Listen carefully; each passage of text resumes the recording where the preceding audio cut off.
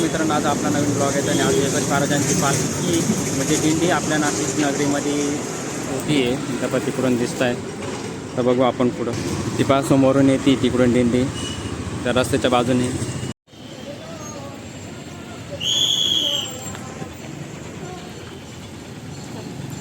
ते पहा आता त्यांची दिंडी आली आहे नाशिक इथून मसरूळ नगरीमध्ये.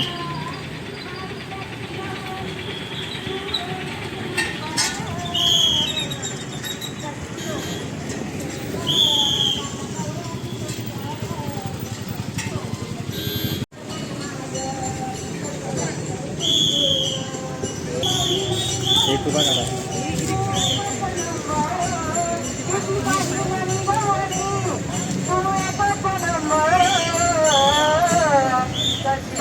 हे पहा योगेश महाराजांची पालखी आपल्या नाशिकमध्ये आज मुक्कामाला आहे. तर आज झाले ते. हे पहा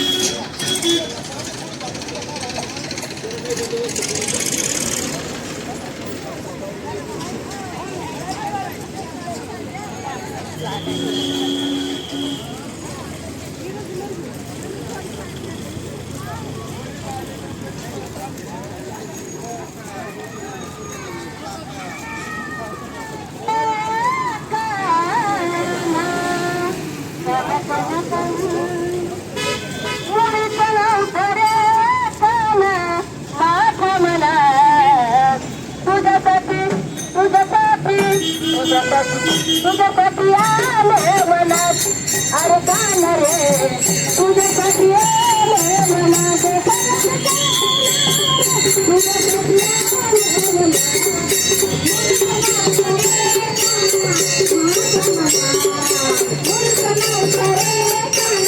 माझ्या मनात तुझ्यासाठी आले मनात अरे गाण रे तुझ्यासाठी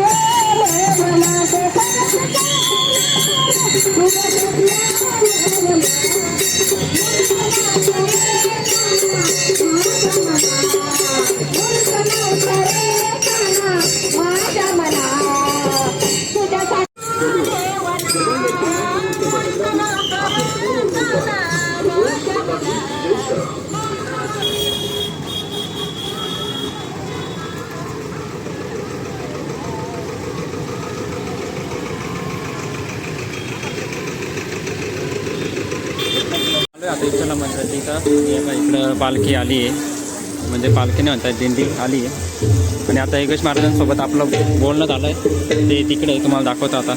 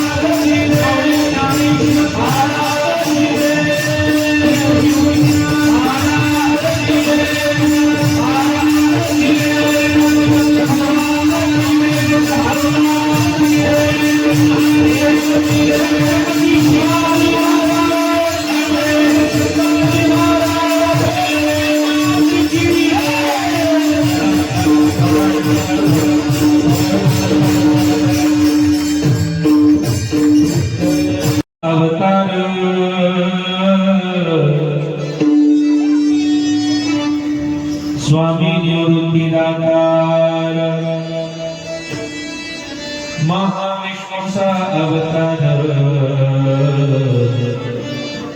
सखा माझा ज्ञानेश्वर ब्रह्मसोपान तुझा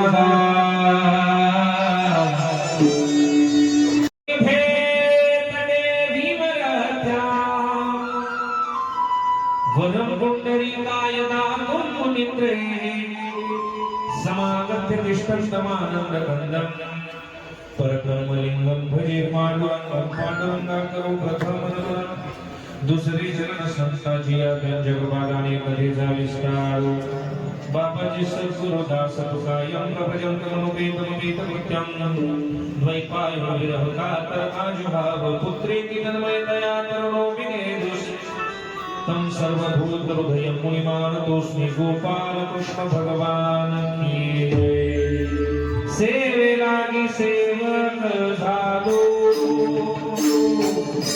देवा यावरी न करावा अभेरू सदा शिवाचा अवतार स्वामी निवृत्तीदातार महाविष्णूचा अवतार सखा माझा ज्ञानेश्वर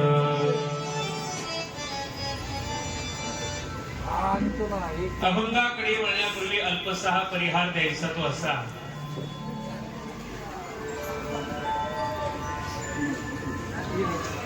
किम निमित्तानं आपण सर्व या ठिकाणी एकत्रित जमलोय, सर्वांना माहित आहे, ज्ञात आहे, पण सांगणं हे वक्त्याचं आद्य कर्तव्य आहे. अजून दुसरं काही गाव हा ते श्री क्षेत्र त्रिसंदेश्वर म्हणजे त्र्यंबकेश्वर किती वर्षापासून आहे? हा 8 ना किती 8 वा माझ्या लक्षात तुमच्या सगळ्यांच्या लक्षात गेले ते पाहिजे मला बाकी काही. गेली 7-8 वर्षांपासून चालू असणारा हा पायी दिंडी सोहळा आणि अतिशय भव्य दिव्य स्वरूपामध्ये थाटामाटामध्ये आनंदात उत्साहात अगदी म्हणजे त्या व्हिडिओ पाहिल्यानंतर असं वाटतं का हा सोहळा आपला पंढरपूरला का नाही, बरोबर की नाही. ज्यांच्या कुशल अशा मार्गदर्शनातून संकल्पनेतून आयोजनातून नियोजनातून चालू असणारा हा पायी दिंडी सोहळा महाराष्ट्रातील ख्यातनाम कीर्तनकार परममित्र आदरणीय योगेश महाराज जाधव तथा सौरव महाराज जाधव दोघांसाठी एक जोरदार टाळ्या असताना आम्ही महिनाभर पायी असतो. ते व्हिडिओज पाहिल्यानंतर दिंडीचं स्वागत पाहिल्यानंतर ती पुष्पवृष्टी पाहिल्यानंतर असं वाटतं की थोड्या दिवसाचा सोहळा हे सांगू माणसानं थोडं करावं पण काय म्हणावं थोडे परी निरे थोडं करावं पण चांगलं करावं. अतिशय गोड सोहळा त्या ठिकाणी पार पडतोय. महाराज लोकांचे सत्याची नियोजन सुद्धा अशी नाही राहते. आम्ही रोज गावगावी फिरतो. दिंडीत अशी सिस्टीम म्हटल्यानंतर दिंडीचे डोळे पांढरे झाले महाराज. हा महाराज 7 दिवसाचे सप्ते राहतात. एक सांगू का तुम्हाला पायी दिंडी सोहळा म्हणजे तमाशासारखं आहे. उचला राहून द्या आणि चला परत. पण अतिशय गोड महाराज सिस्टीम.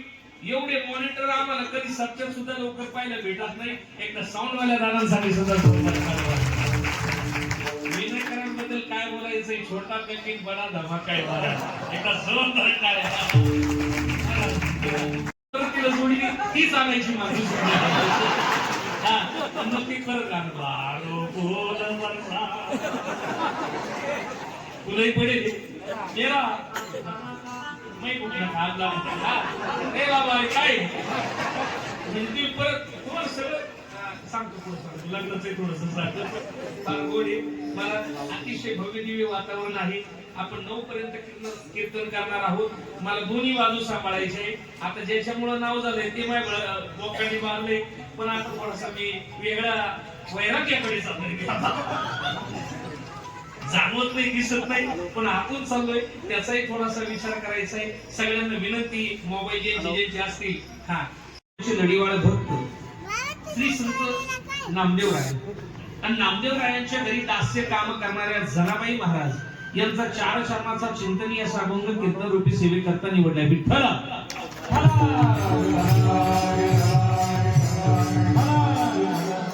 सेवेकरता निवडलेला अभंग जनाबाई महाराजांचा लक्ष द्या. विनोद आपण ऐकतो, थोडासा फवारा होईल, पण आपल्याला ज्याची गरज आहे ते थोडं ऐका. अभंग जनाबाईंचा आहे आणि या अभंगाच्या माध्यमातून जनाबाई वारकरी संप्रदायातील संत कसे दैवी अवतार आहे याचं वर्णन करतायत. तसा माझ्या डोक्यामध्ये अभंग होता, एक निवृत्ती म्हणता पाप नव्हे चित्ती, दुसरा होता धन्य धन्य निवृत्ती देवा, एक होता समाधी म्हणता हरे संसाराची व्यथा. पण इथं आल्यानंतर माझी व्यथा बोलू झाली. बरोबर आहे की नाही? ऐका, महाराज अभंग जनाबाईंचा आहे आणि या अभंगातून जनाबाई वारकरी संप्रदायातील संत कशी दैवी अवतार याचं वर्णन करतायत. सगळ्यात महत्वाचा मुद्दा आपल्याला पाहायचा जनाबाईचा अधिकार. आणि मग थोडासा 750 वर्षापूर्वी चंद्रभागेच्या वाळवंटामध्ये नामदेवरायांचं कीर्तन व्हायचं.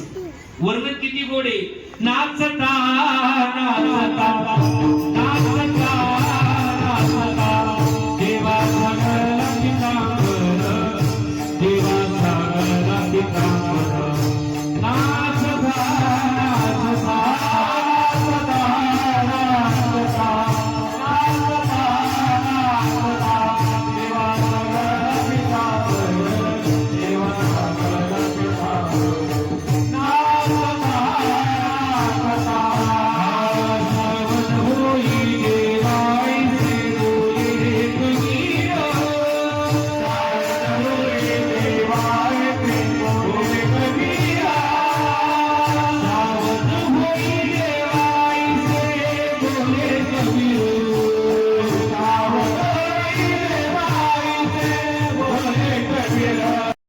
नामदेव कीर्तना करी पुढे गुरुनाथ पांडुरंग, पुढे गुरुनाथ पांडुरंग, नामदेव कीर्तना करी, नामदेव कीर्तना करी, नामदेव कीर्तना करी, पुढे गुरुनाथ पांडुरंग, पुढे गुरुनाथ पांडुरंग, नामदेव कीर्तना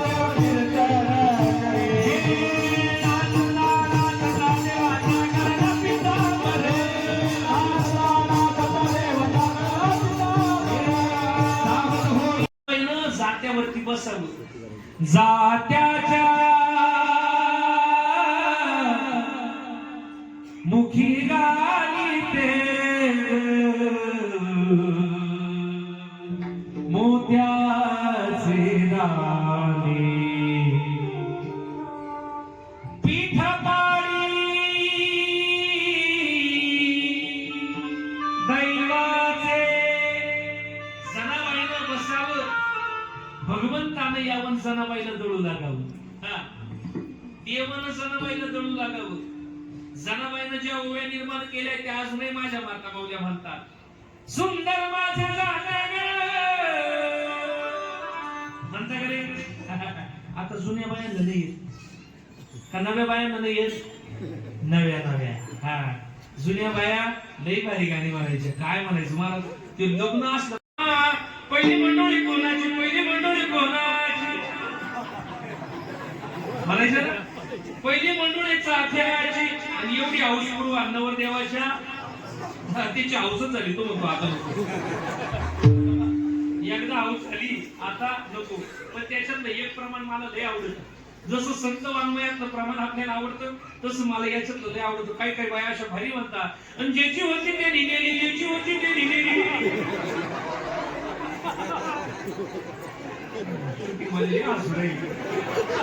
आमची बाया बाहेर गेली की आमच्या पोटासाठी बसली.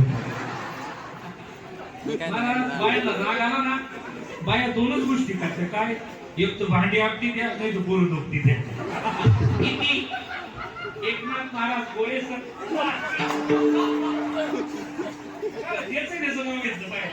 आपलं म्हणून खपवायचं नाही.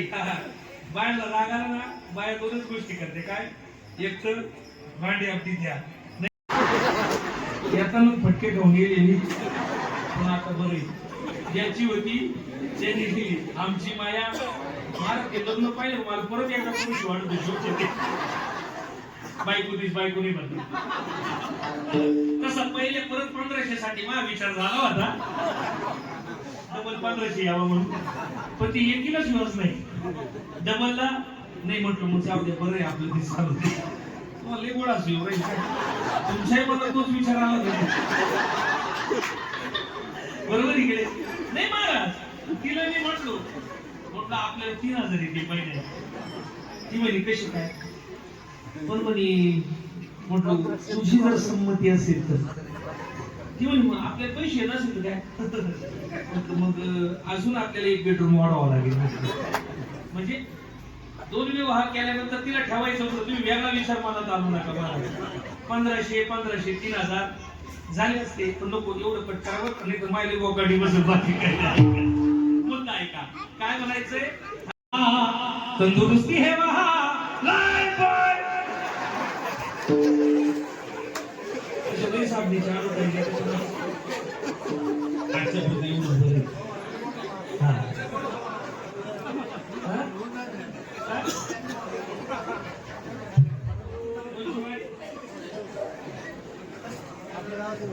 अंगणवाडी राहू दे. बाबांची साबण ते गोटा साबण लावत असते गोटा नाही तर ती आली शांतबाई. लई साबणी आले आता कुठून आले तेच कळत नाही. असं ऐका जनाबाईचा अधिकार जर पाहिला तर भगवंतानं खूप कामे केली जनाबाईसाठी. अशा श्रेष्ठ अधिकाराच्या जनाबाई आजच्या अभंगातून वारकरी संप्रदायातील संत कसे दैवी अवतार आहे याचं वर्णन करतात. पण ऐका ना हा वारकरी संप्रदाय आहे तरी कसा जरा विचार करूया. जगाच्या पाठीवर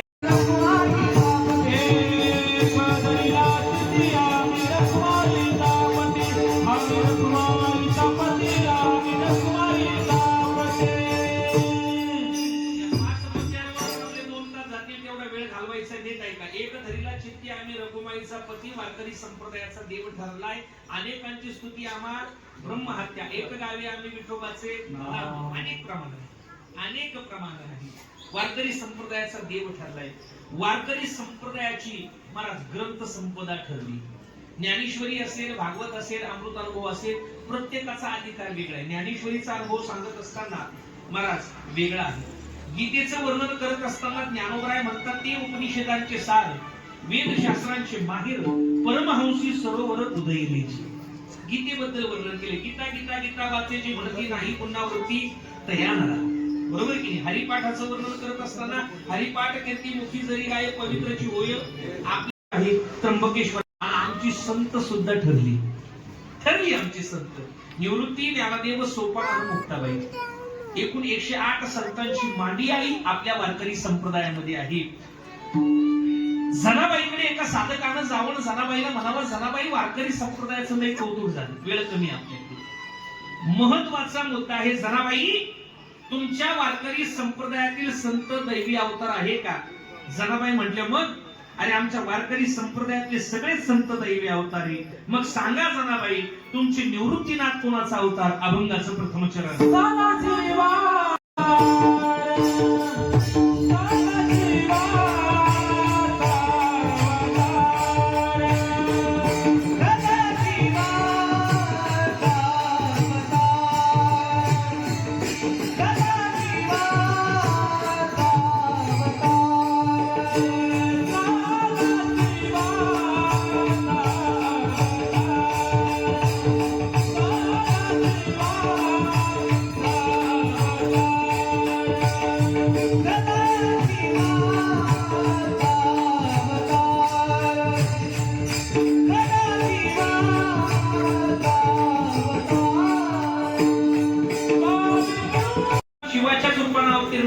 तेवढा वेळ नाही फक्त मुद्दा सांगतो. निवृत्तीनाथ शिवजींचा अवतार आहे. भगवान महादेवाचा अवतार आहे. सदाशिवाचा अवतार स्वामी निवृत्तीनाथ. ऐका इकडे निवृत्तीनाथांसाठी प्रत्येक संतांनी 2 विशेषण वापरली. आजही म्हणा स्वामी अन्नदाता विश्वाचा तो गुरु स्वामी निवृत्ती. आता ऐका पहिलं विशेषण वापरले स्वामी सदाशिवाचा अवतार स्वामी निवृत्तीदाता. आता स्वामी कोणाला म्हटलं जातं. हा ऐका परमार्थातला स्वामी वेगळा आणि प्रपंचातला स्वामी वेगळा. प्रपंचातला म्हणजे संसारातला. हा संसारामध्ये पूर्वीच्या काळी हा आपल्या पतीला आपल्या नवऱ्याला बायका म्हणायच्या काय स्वामी. काय म्हणायच्या स्वामी नाही स्वामी स्वामी. तो म्हणे स्वामी. काय म्हणायचा? स्वामी स्वामी. स्वामी म्हणायच्या. अजून काय म्हणायच्या? धनी म्हणायच्या. अजून काय म्हणायच्या? मालक म्हणायच्या. अजून एक वजनदार शब्द होता. काय? कारभारी. काय म्हणायच्या? कारभारी. वजनदार शब्द पूर्वीच्या काळी. म्हणजे हा संसारातला स्वामी झाला. आपल्याकडे तरी बरं आहे. माझं पुण्याला कीर्तन होतं. कीर्तनाला गेलो आणि मग एक माणूस म्हणे महाराज कीर्तन झालं आपल्या घरी चहाला चला. म्हणून चला. आणि गेल्यानंतर महाराज त्याला आवाज दिला पत्नीला. हा पत्नीला आवाज दिला. काय आवाज दिला? हा आता त्याचं काय असेल त्यानं पत्नीचं नाव सुमन. ए सुमन चहा ठेव. ती मध्ये गेली आणि 5 मिनिटांना मधून आवाज आला. बाबा चहा जरा घेऊन जाईल. बाबा चहा झाला घेऊन जाय. म्हणजे पतीला आवजावं घालण्याची सुद्धा आपल्याकडे परंपरा मला संपत चालली. आता तरुण पिढी बद्दल काय बोलायचं लोकांसमोर का त्या हो का हो नंतर एखादा शिव्या द्यायची महाराज काय बोलू. ऐका स्वामी परमार्थातला स्वामी वेगळा प्रपंचातला स्वामी वेगळा. आता आपण संसारातला पाहिला पण परमार्थामध्ये स्वामी कोणाला म्हणतात? जन इंद्रियावरती विजय मिळवला. ज्यानं इंद्रियावरती विजय मिळवला त्याला काय म्हणतात? स्वामी म्हणतात. ऐका मग वारकरी संप्रदायात या महाराष्ट्राच्या भूमीत अनेक स्वामी झाले. इंद्रियाचे धनी आम्ही झालो गोसावी. काम क्रोधवंती खाली तुका म्हणे दिले दोन्ही. इंद्रियाचे धनी आम्ही झालो गोसावी. महाराज निवृत्तीनाथांनी त्या इंद्रियावरती विजय मिळवला म्हणून त्यांना स्वामी. जे कधी वृत्तीवरती नव्हते ते निवृत्ती म्हणून सदाशिवाचा अवतार स्वामी निवृत्ती दातार. दुसरं विशेषण वापरले त्यांना दातार म्हणजे दान देणारे. महाराज हा जो ज्ञानाचा प्रवाह आहे हा निवृत्तीनाथांना दिला. हरिपाठामध्ये ज्ञानोबरायांनी म्हणावं ज्ञान गुण गम्य ज्ञानदेवा लाभले निवृत्तीनं दिले माझे हाती. हे माझ्या हातात निवृत्ती दादा मी दिले बर का. म्हणून तर या जगासमोर त्या ठिकाणी ते आलंय. हरिपाठातही आपण म्हणतो गहिनी प्रसादे निवृत्ती दाता. गहिनीनाथांकडनं ते आलं. निवृत्तीनाथानं या जगाला दान दिलं. ज्ञानदानांना सांगितलं ज्ञाना या बहुजनापर्यंत पोहोचवण्याचं काम तुझं आहे. म्हणून त्यांना काय म्हटले? दातार म्हटले. मी एकाच पदाचा विचार करणारी. इकडे लक्ष द्या. मला तुम्हाला गोड मुद्दा सांगायचा आहे. हसले तुम्ही पण मला शेवटी 10 मिनिटांनी तरुणांसाठी सुद्धा देतो. ऐका निवृत्ती दादा त्र्यंबकेश्वरला कशी आली? महाराज समाधीचा विचार थोडासा आपण करूया. कशी आली त्र्यंबकला? या चारही भावंडांचा विचार जर केला. चारही भावंडांच्या समाध्या वेगवेगळ्या ठिकाणी. नामा पंढरीनाथद ज्ञानेश्वर अलंकापुरी शोभत सोपान संवत्सरे निर्वत निवृत्ती त्र्यंबक शिखरी. या चारही गावांची नावं पूर्वीच्या काळात वेगळी होती. नामा पंढरीनाथद नामदेवराय पंढरपूरला. ज्ञानेश्वर अलंकापुरी शोभत म्हणजे आळंदी. सोपान संवत्सरे निर्वत म्हणजे सासवड. आणि निवृत्ती त्र्यंबक शिखरी म्हणजे आपलं त्र्यंबकेश्वर. पंढरपूरचं पूर्वीचं नाव होतं दिंडीरवन. नंतर झालं पुंडलिकपूर आणि नंतर झालं पंढरपूर. बरोबर. नामा पंढरीनाथद ज्ञानेश्वर अलंकापुरी शोभत. आळंदीचं पूर्वीचं नाव वारवड. बरोबर. आता ऐका या भावंडांना समाजानं खूप त्रास दिला बाबा. थोडस सांगून जाऊ का? ऐका ना. आपण आपल्या लेकरांवर किती प्रेम करतो. किती प्रेम करतो. पण किती जरी प्रेम करत असलो तरी आपल्या लेकरांसाठी आपण जीव नाही देऊ शकत. नाही देऊ शकत. या जगाच्या पाठीवरती आपल्या लेकरांना समाजानं स्वीकारावं आणि या समाजानं आपल्या लेकरांना शिक्षणासाठी समाजात फिरण्यासाठी परवानगी द्यावी. म्हणून तो देहांत प्रायश्चित्त करणारे जगाच्या पाठीवरती जर कोण असतील तर ते फक्त माझ्या निवृत्ती दादांचे आई वडील बाबा. दुसरं कोणी नाही. किती त्रास द्यावा नीट ऐका जरा. कायमच आपलं विनोदात जीवन चाललंय पण थोडं परमार्थिक त्या ठिकाणी ज्ञान दादाला म्हणावं दादा ताटी उघडा. आणि मग मुक्ताबाईनं म्हणावं योगी पाव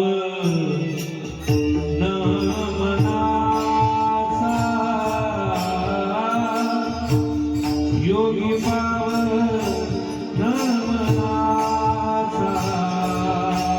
योगी पाव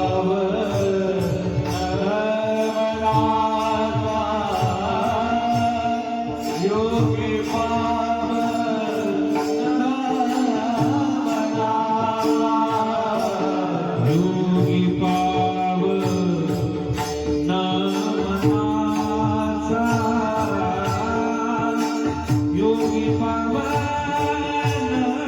मनाचा. त्यालाच संतत्व प्राप्त होत दादा. ज्ञानदानांना वाईट वाटतं. अरे आम्हाला शुद्धीपत्र मिळावं म्हणून आमच्या आई वडिलांना काय नको ते करावं. अरे आमचे आई वडील आम्हाला सोडून निघून गेले तरी या समाजाला अजून त्याचं काहीच नाही.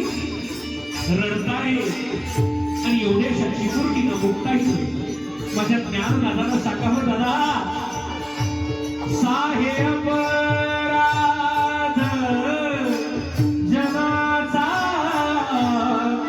साहेब राध जनाचा साहेब राध जनाचा साहेब राध जनाचा विश्वरागे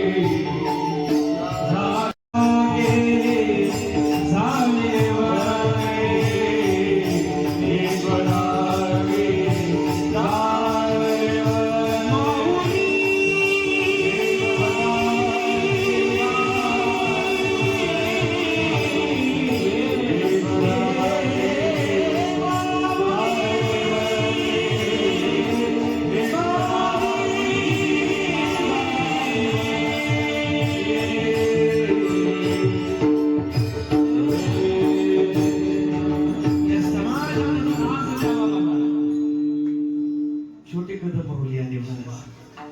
बरोबर आहे की नाही. मुद्दा माझा एक आहे, समाजाला त्रास द्यावा तरी सहन करावं. त्या ज्ञान आता कोणी घरी जायचं नाही.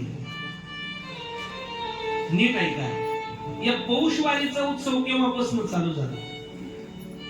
माझ्या भगवंतानं प्रत्येक महिन्यामध्ये एका संतांना समाधी दिल्या. चैत्र वैशाख ज्येष्ठ आषाढ श्रावण भाद्रपद अश्विन कार्तिक मार्गशीर्ष पौष माघ आणि फाल्गुन प्रत्येक महिन्यामध्ये संतांची समाधी. चैत्र गुरुबगाथा, वैशाख मुक्ताबाई आणि चोखोबाई, ज्येष्ठात एकादशी व्रत मध्ये ज्येष्ठ मासी उत्सव निवृत्तीशी केला गेला. आपण सगळे वारीत असतो. ज्येष्ठानंतर आला आषाढ. आषाढामध्ये महाराज नामदेव महाराज आणि सावता महाराज. बरोबर. श्रावणामध्ये सेना महाराज. चैत्र वैशाख ज्येष्ठ आषाढ श्रावणात सेना महाराज. भाद्रपदामध्ये कबीर महाराज. अश्विन मध्ये कमाल महाराज. कार्तिक मध्ये ज्ञानोबराय. मार्गशीर्ष मध्ये सोपन काका.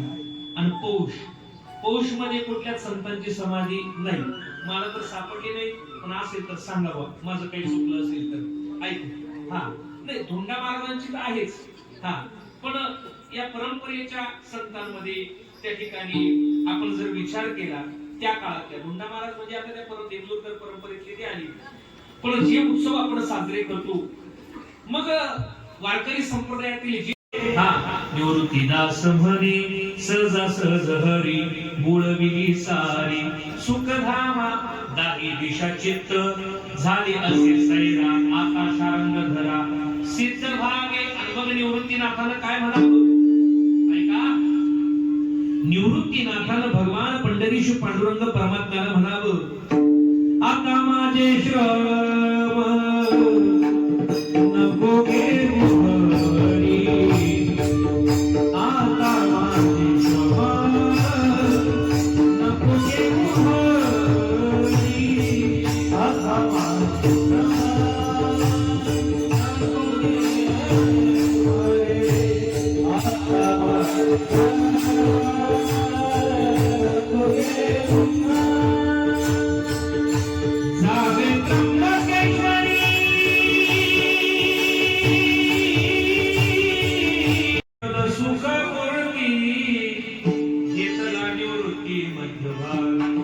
पंढरपुरावर ही सगळी मंडळी विमानातून निघाली. विमानी बैसले विठ्ठल सुखमूर्ती घेतला निवृत्ती मध्यभागी. राही रघुमाबाई बैसले सुरगण उठले भार गंधर्वाचे. हा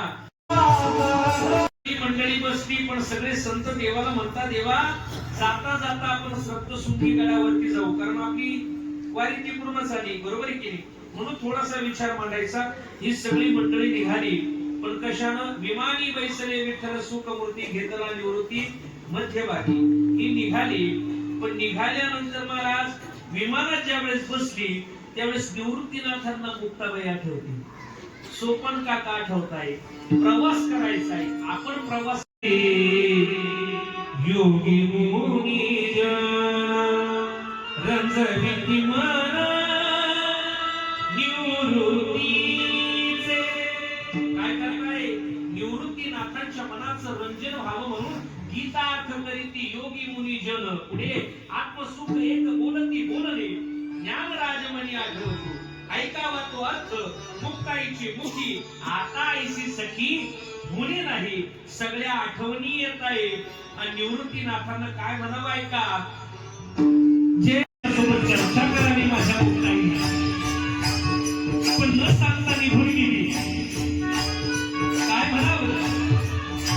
जे जे सुख आम्ही अनुभवले म्हणा त्याचा नारायणा काय म्हणावं?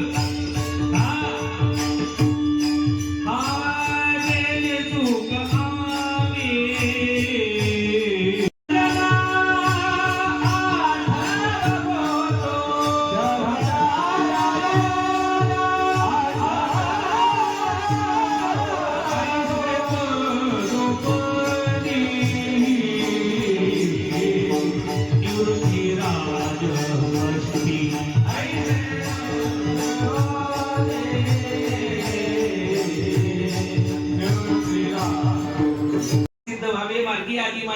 आम्ही धन्य म्हणती मानती वैष्णवांची. किती दिवस राहिले? 3 रात्र गोपाळ राहिले येथे आणि म्हणती सकळ चला आता. आपल्या सप्तशृंगी गडावरती निवृत्ती दादा 3 रात्र राहिली. किती रात्र? सप्तशृंगी गडाचं वारकरी संप्रदायाचं एक अलौकिक नातं आहे. नुसता सप्तशृंगी गडाचा इतिहास मी अर्धा तास सांगेन. गडाची निर्मिती कशी झाली, देवीची मान का वाकडी, नीट आहे का? देवीची मान का वाकडी? गडावरती 9 प्रकारची कुंड आहे. जिथं देवीनं पान खाऊन थुंकली ते एक कुंड आहे, जिथं देवीनं काजळ धुतलंय ते एक कुंड आहे. असे 9 प्रकारची कुंड आहे. तिची पूजा कोणी केली, तिची स्थापना कोणी केली, हे सगळं महाराज फार गोड विषय. तिथं 3 रात्र राहिले आणि तिथं काय झालं? एक गोड प्रमाणे काय मंडपी बैसले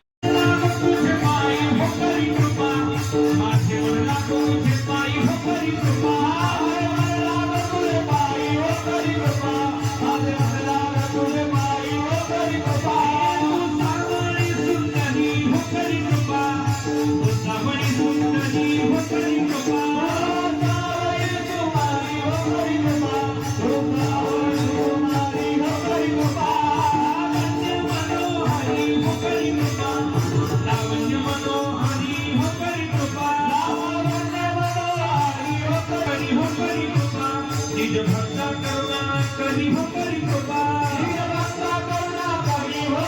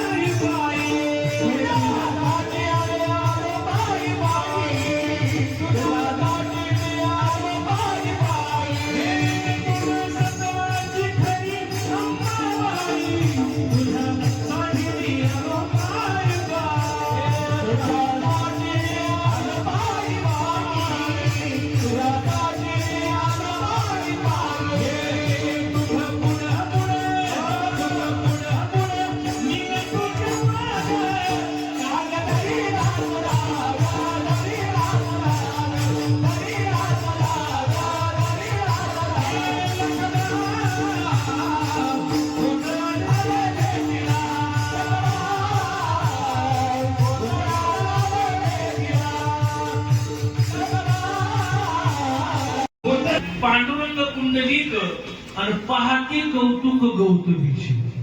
गौरव महाराज प्रमाण काय आहे? मध्ये निवृत्ती राज पांडुरंग पुंडलिक आणि पाहते कौतुक गौतमीचे. गौतमी पाठी नाही का?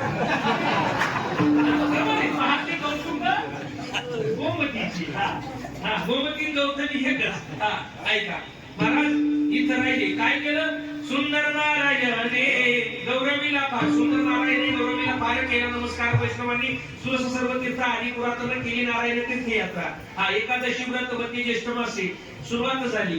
आता ते सगळे 48 म्हणजे तेवढे काय म्हणत नाही, तेवढा वेळ नाही. 2 महिने तेच गोपीत होतो, बाकी काही नाही. महाराज ते विवर ते भुयार महाराज काय करावं? स्वच्छ करावं. या संतांच्या समाधीचा विचार जर केला तर यांना बांधून किंवा अशी तयार करून नाही, हे कल्पाचे अधिकारी. ज्यावेळेस महाराज या विश्वाची निर्मिती होती किंवा ते संपूर्ण जातं, यांच्या समाध्या हे ठरलेल्या आहेत. आणि मग निवृत्तीनाथांची ती समाधी आहे, तिथं सगळे संत म्हणतात काय महाराज ही जागा आहे जो समाधीचं स्थान आहे. मग साईबाबा असतील किंवा इतर संत असतील त्याची काही लक्ष नाही. तिथं त्या भुयारामध्ये दीप प्रज्वलित होते, तिथे धुनी चालू होती बरं का, त्याच्यात धुनी चालू होती. मग ही सगळी मंडळी गेली आणि त्याच्यानंतर हे द्वादशीचं सांगतोय बरं का, द्वादशीला ही सगळी मंडळी ते स्वच्छ केलं आणि जेवायला गेले. कुठे? पुष्करतीच्या काठी वैष्णवांचा भार देव ऋषीश्वर देवता ती अवघिया पात्रे वाढली नारायणी आणि सोडती पारणी निवृत्तीराज. सगळ्यांना पत्रवळ्या कोणी वाढल्या?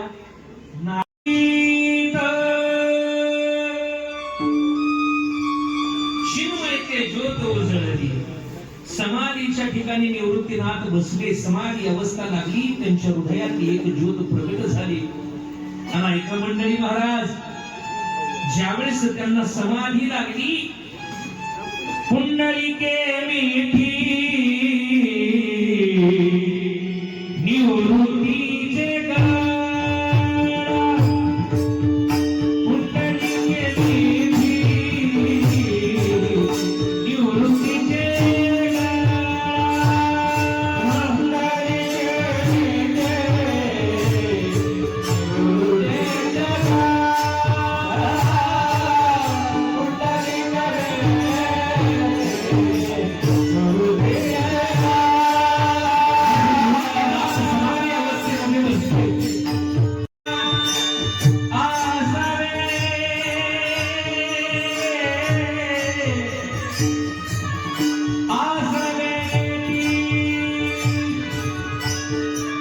पुढे काय म्हणावं? अरे सगळं जग रडत आहे, पण जगाचा जगन्नाथ पंढरीशी पांडुरंगा परमात्मा सुद्धा काय म्हणावं?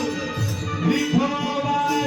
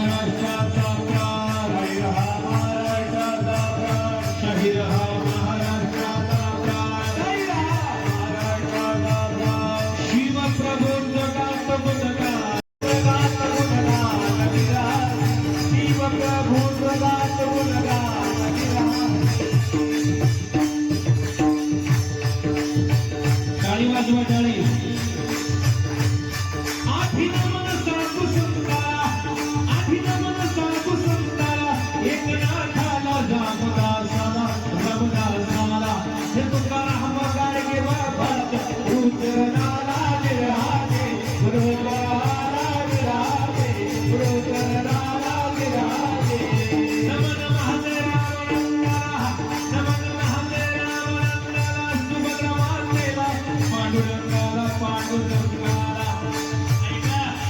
मुक्कामी मसूर गावाला, मुक्कामी ओंकार नगरला, शाहिरी साथ चढविला, पूर्ण करुणी शाहिरी साला, शाहीर नित्य गातो गोट्याला, गातो गोळाला, गातो गोळाला, सोनेवाडीला हा होता 12व्या शतकातला महाराष्ट्र. पण दृष्ट लागली. अरे विद्याधराच्या पाठीमागून 8,000 अक्षपट धुळीचे लोट उठवीत या महाराष्ट्राच्या भूमीवरती चालत आले आणि येणाऱ्या शत्रूचं नावही कळालं, अल्लाउद्दीन खिलजी. अरे धनधान्याची लूट केली यातल्यावर काय, पण तारुण्य आणि सौंदर्य सर्व स्वावरून त्यांना उलगले. माझ्या जिजाऊ मातेनं त्या भवानीच्या चरणावरती साकडं घातलं. हे महिषासुरमर्दिनी, पाहतेस काय, पुत्र रत्नाने रामासारखा सदाचारी करेल, कृष्णासारखा राजनीती करेल, पण हे भवानी अगं त्याच्यासाठी तो काय कर.